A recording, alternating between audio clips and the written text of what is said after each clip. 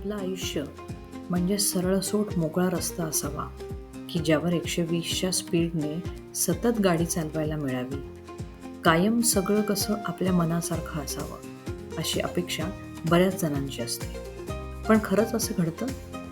उलट त्या रस्त्यावर चालताना कधी-कधी अतिविचार असतो कोणत्याही गोष्टीचा. तर कधी-कधी पटकन घेतलेल्या निर्णयाचा पश्चाताप.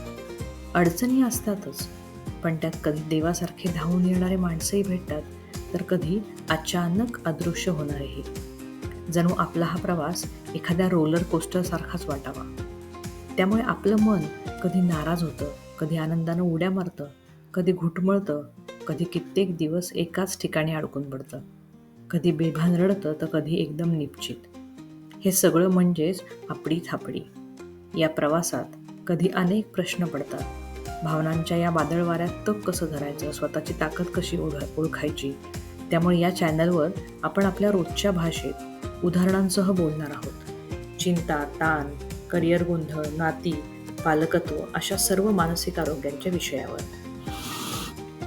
आपण करत असलेल्या कामांमध्ये येणारी मजा, रात्रीची शांत झोप, हसरी सकाळ, नात्यांमधलं मोकळेपण आणि स्वतःशी असलेला चांगला संवाद यापेक्षा मानसिक आरोग्य दुसरं काय आहे?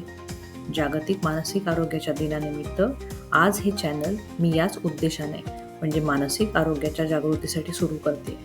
याला तुमचा नेहमीसारखाच भरघोस पाठिंबा मिळेल हा विश्वास आहे.